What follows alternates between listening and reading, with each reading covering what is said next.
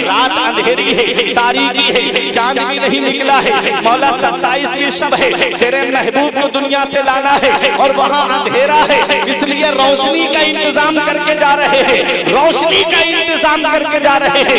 रब ने फरमाया जिब्राइल फरिश्तों से कह दो ये जन्नती मशाले यही रख दें।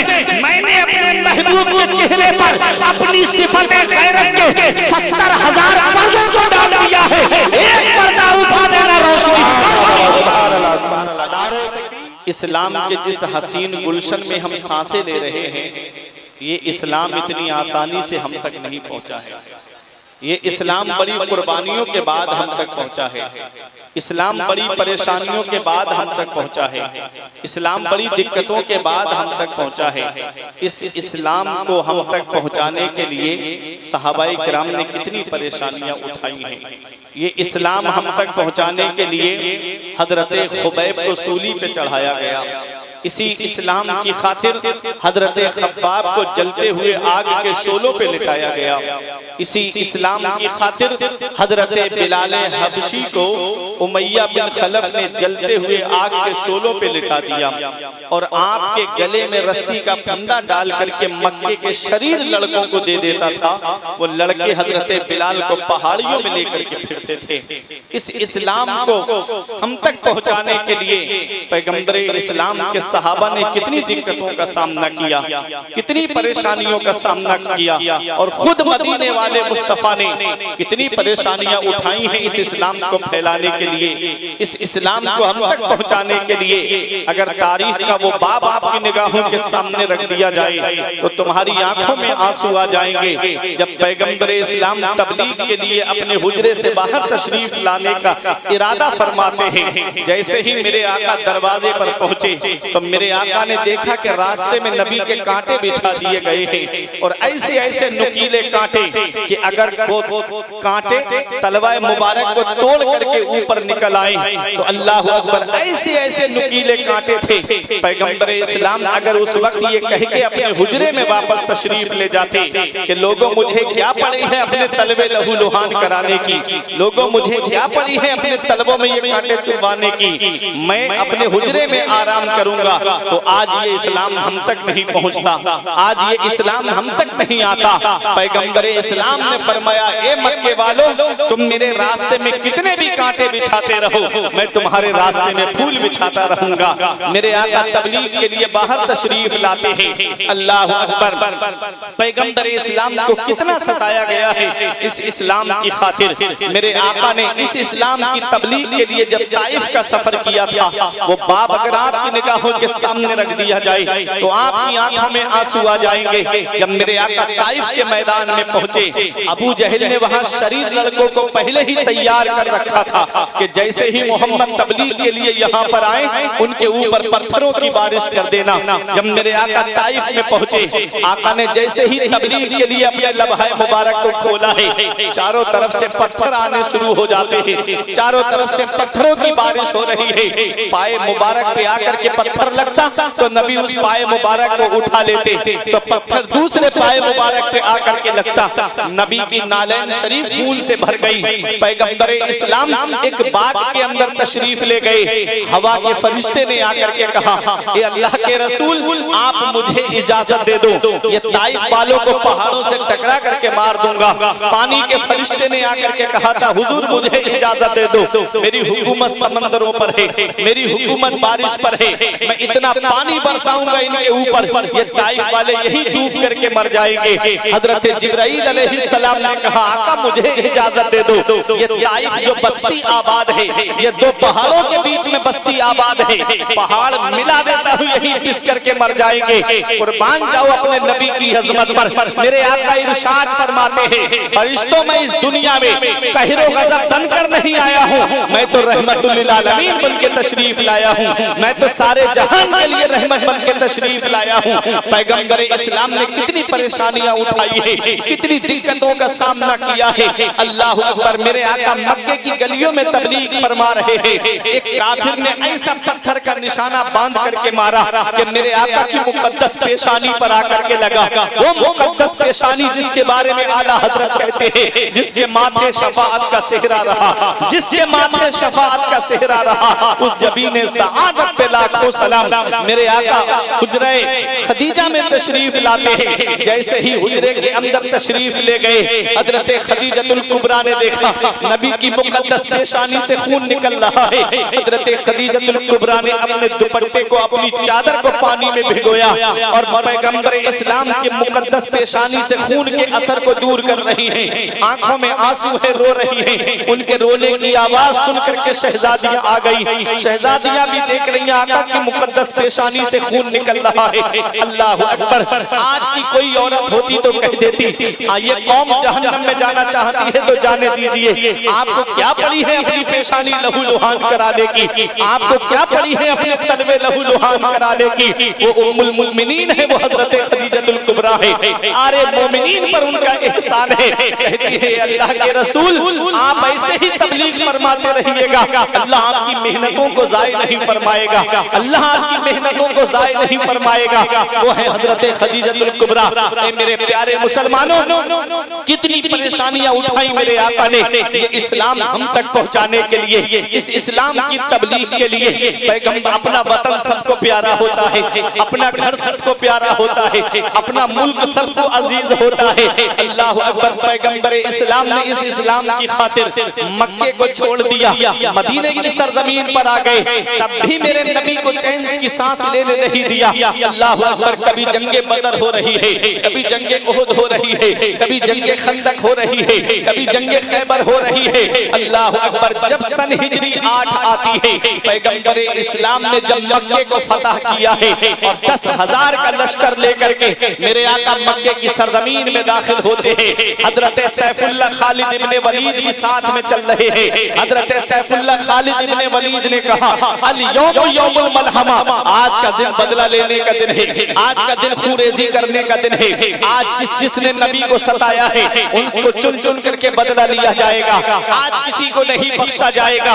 कुर्बान जाओ अपने नबी की अजमत पर। आका इरशाद फरमाते हैं ओ सैफुल्लाह खालिद इब्ने वलीद, ये ना कहो अल यौम यौमुल मलहमा, आज का दिन बदला लेने का दिन है। कहना है तो ये कहो अल यौम यौमुल मरहमा, आज का दिन रहम करने का दिन है, आज का दिन तो माफ करने का दिन है, आज का दिन तो बख्श देने का दिन है। आज दुनिया का जायजा लीजिए, अगर गांव के अंदर कोई किसी को सताए और इत्तेफाक से कि वो किसी नेता का मुंह लगा हो जाए या इत्तेफाक से वो गांव का प्रधान बन जाए, तो सबसे पहले गांव में उन्हें तलाश करता है जिसने उसे सताया है, जिसने उसके घर वालों को सताया है, जिसने उसके परिवार वालों पर जुल्म किया है।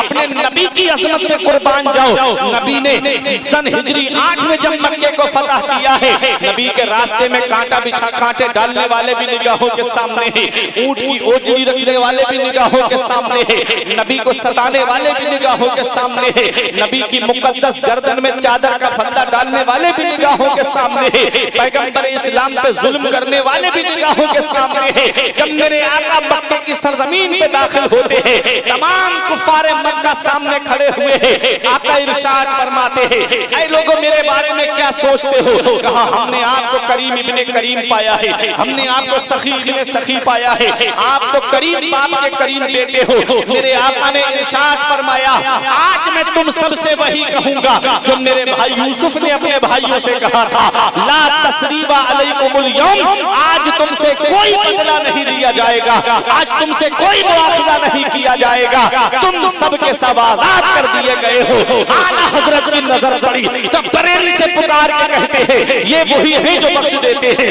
ये वही है जो बख्श देते हैं, ये वही है जो बख्श देते हैं। कौन इन जुर्मों में सजा ना करे जिसके रास्ते में कांटे बिछाए जाएं और वो बदला ना ले, जिसके गले में चादर का फंदा डाला जाए और वो बदला ना ले, जिसके घर वालों को सताया जाए और वो बदला ना ले, जिसके अजीजों को सताया जाए और वो बदला ना ले। आला हजरत कहते हैं ये शान मदीने वाले मुस्तफा की है जो अपने दुश्मनों को भी माफ कर रहे हैं, अपने अजीजों पे जुल्म करने वालों को भी माफ कर रहे हैं। आला हजरत पुकार के कहते हैं ये वही है जो बख्श देते हैं। कौन इन जुर्मों को सजा ना करे, दिल को उनसे खुदा जुदा ना करे, बेकसी लूट ले खुदा ना। वाह वाह सुभान अल्लाह। नारे तकबीर, नारे रिसाला, नारे हैदरी, उलमाए अहले सुन्नत, उलमाए अहले सुन्नत, नारे तकबीर, नारे रिसाला। वाह वाह बहुत अजीजो, ये मदीने वाले मुस्तफा कितनी परेशानियां उठाई इस इस्लाम को हम तक पहुंचाने के लिए। और जब ये इस्लाम पहुंच गया तो सहाबाए किराम ने सोचा कि लाओ मदीने वाले मुस्तफ़ा ने ये इस्लाम हम तक पहुंचाया है, हम इसका बदला क्या दे सकते हैं, हम इसका तोहफा क्या दे सकते हैं।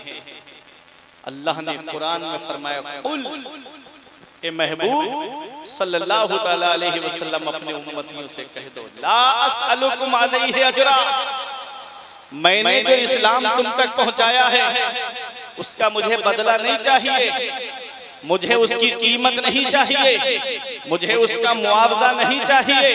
मैं तो तुम्हें देने के लिए आया हूँ, मैं तो तुम्हें बांटने के लिए आया हूँ। वल्लाहु युअती व अना कासिम, मेरा रब मुझे देता है मैं बांटता हूँ, मैं तो तुम्हें देने के लिए आया हूँ। दौलत मिली है नबी के सदक़े में, माल मिला है नबी के सदक़े में, औलाद मिली है नबी के सदक़े में, सरमाया मिला है नबी के सदक़े में, जिंदगी मिली है नबी के सदक़े में। अरे आसमान बनाया गया नबी के सदक़े में, जमीन बनाई गई नबी के सदक़े में, चांद और सूरज को पैदा किया गया नबी के सदक़े में। अरे चांद और सूरज की किंदीलों को रोशन किया गया नबी के सदक़े में।